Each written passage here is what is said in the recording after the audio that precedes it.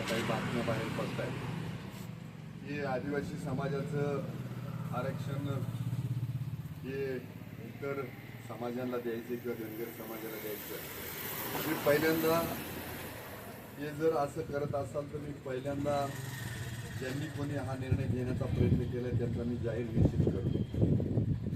कारण आदिवासी समाजाला हे संविधानिक आरक्षण, त्यामध्ये डॉक्टर बाबासाहेब आंबेडकरांनी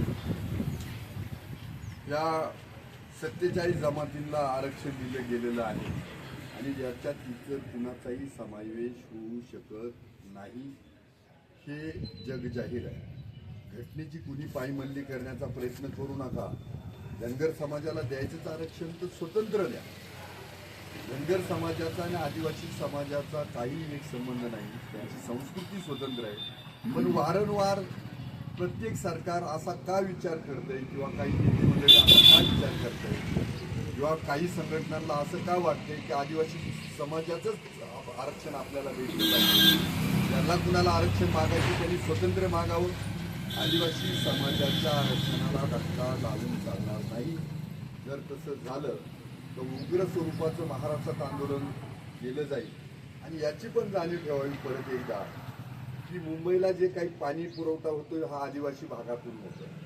त्यामुळं आदिवासी समाजाला कायदा हातात घ्यायला लावू नका. एक तर त्या धरणांमध्ये जमिनी आम्ही घातल्या, आम्ही आमचं शोषण करून घेतलंय आणि परत एकदा ज्या बाबासाहेबांनी आम्हाला आरक्षण दिलं घटनेनुसार त्याच्यावर पण इतरांचा डोळा असेल की काही चालणार नाही.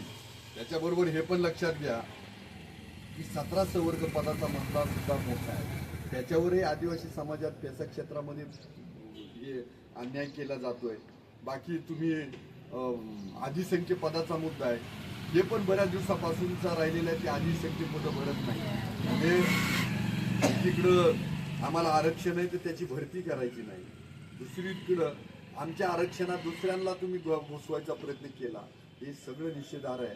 त्यामुळं तमाम आदिवासी जनतेच्या वतीनं मी जर कुणी असा प्रयत्न केला तर त्याचा जाहीर निषेध करतो आणि आम्हाला काय मार्ग मिळाला आहे तो आम्हाला आमच्या परीनं आम्ही मार्ग सगळे आमदार घेऊ. त्यामुळं सरकारनं परत एकदा डोकं ठिकाणावर ठेवून याचा निर्णय घ्यावा आणि धनगर आणि आदिवासींचा काहीच संबंध नाही हे पहिल्यांदा समजून घ्यावं. त्यामुळे त्यांना स्वतंत्र आरक्षण द्या. धन्यवाद.